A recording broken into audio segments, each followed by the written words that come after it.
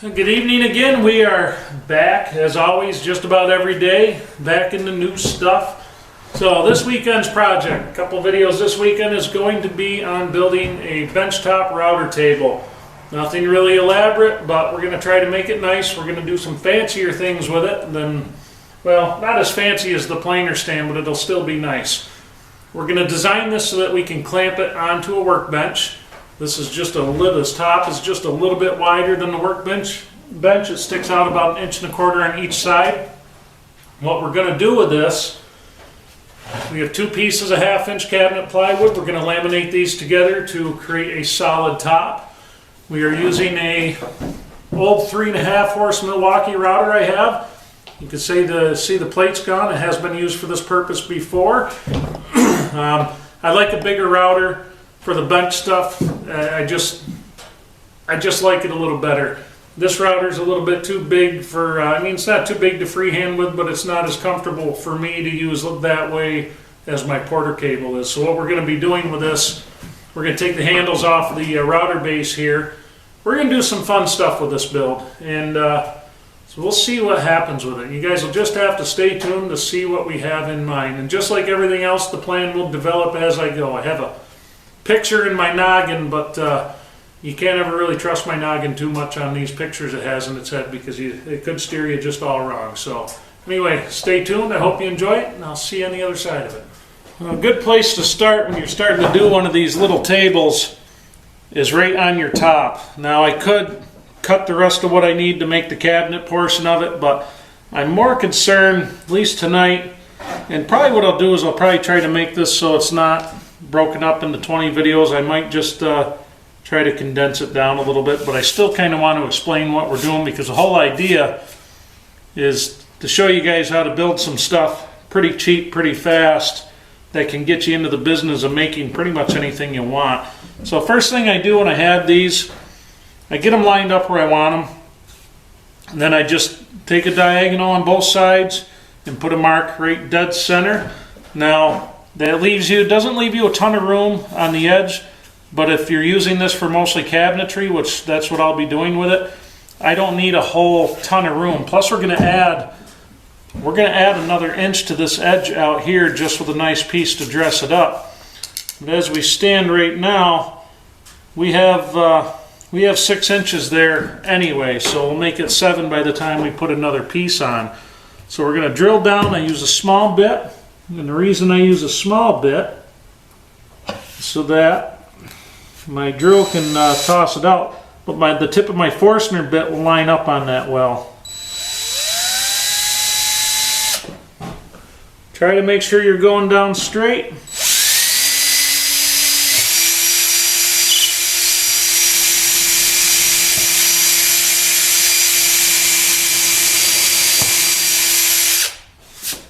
Remember, a bit that small doesn't take much. There we go. I have a hole through both sides. Bit that small does not take, that's only a 1/16 inch bit, does not take much to, doesn't take a whole heck of a lot to break that thing off.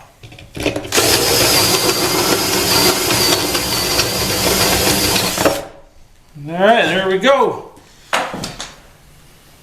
Easy enough, right?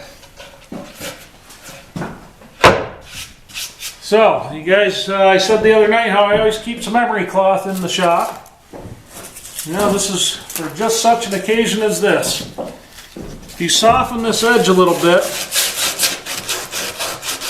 kind of chamfer it a little bit with some emery cloth or whatever you have, a rasp works really well. Much less chance of your pieces as you're sliding it through getting caught on that thing.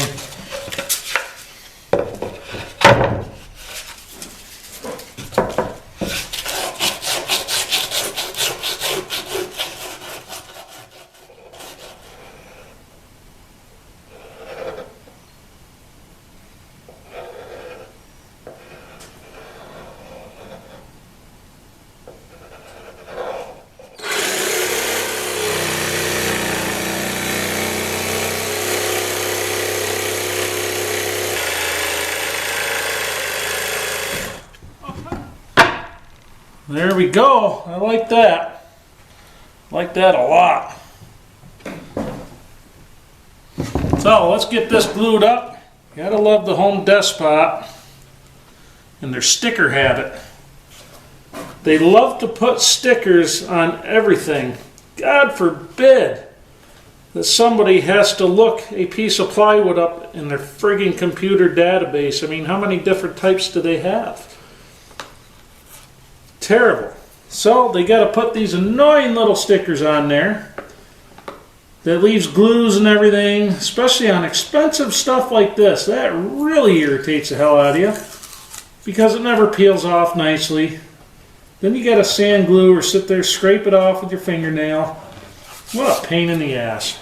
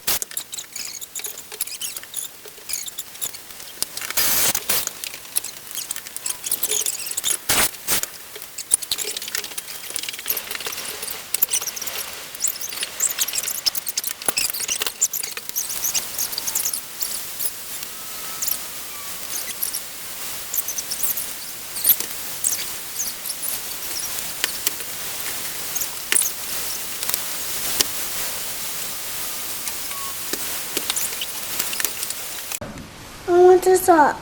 No, honey. I want. Don't touch it. I'm not. You're being crazy. He's on this. You can draw on that block of wood. Okay.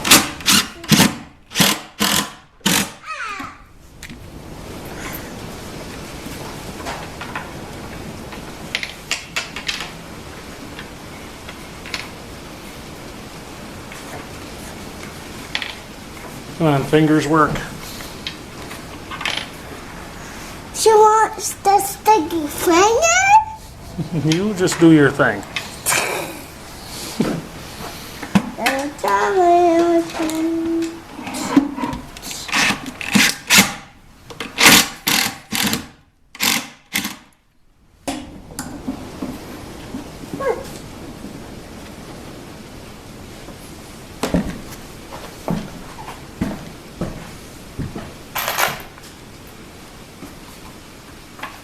And apple juice.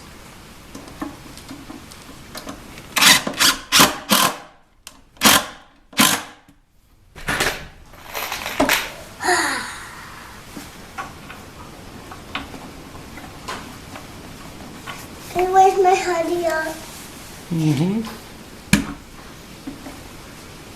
And my cozy one. Can you trust this?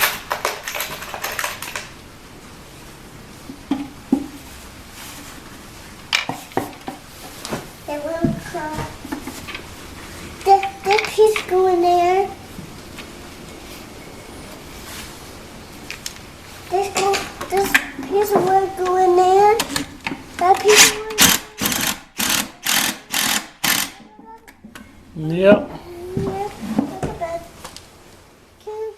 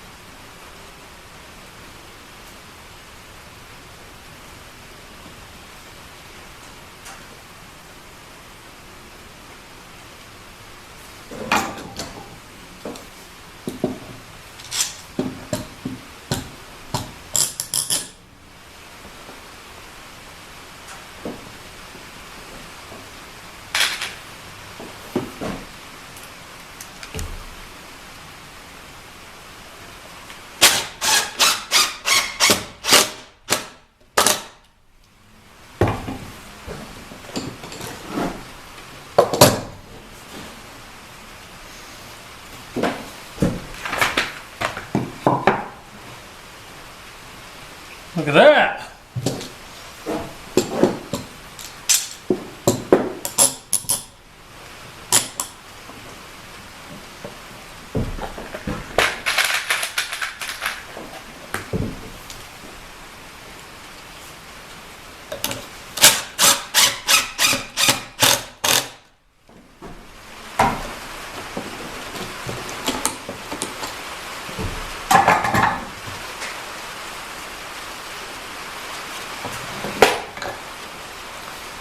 Not too shabby.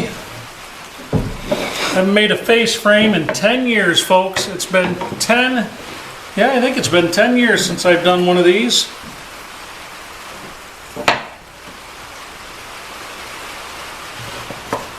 Gotta love that.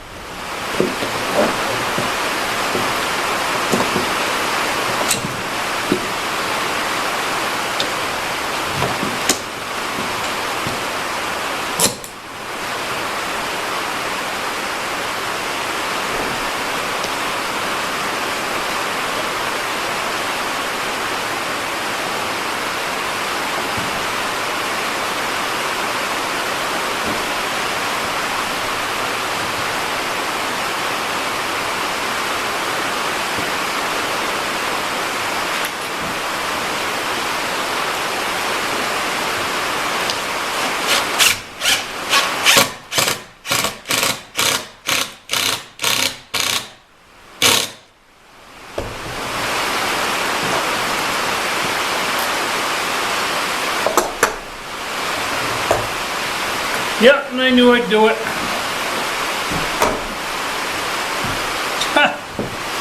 Oh boy.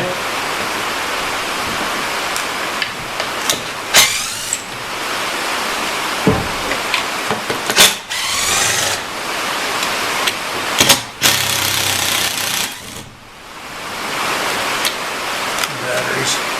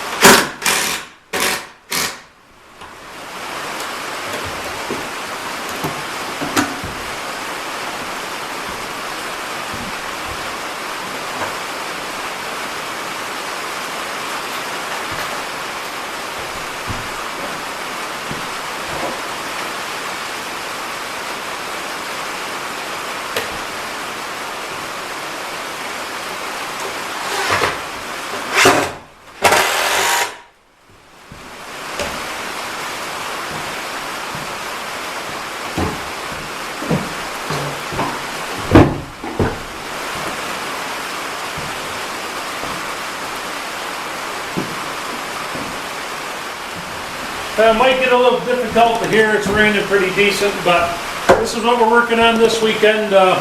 Kids brought me home some disease, so I've been sick for a couple days, but we're finally getting back into things. Been running the camera a little bit here and there when I can, but yeah, that's what we have. So we have maple plywood, black cherry face frame. We're gonna trim it all out with black cherry. We gotta cut some holes. We're gonna cut a hole to feed the cord through the back. We're going to pop a couple holes into the sides so we can clamp this thing down when we're using it. The whole idea of this is I needed a quick router bench, but I didn't want to make junk, so that's where we're at.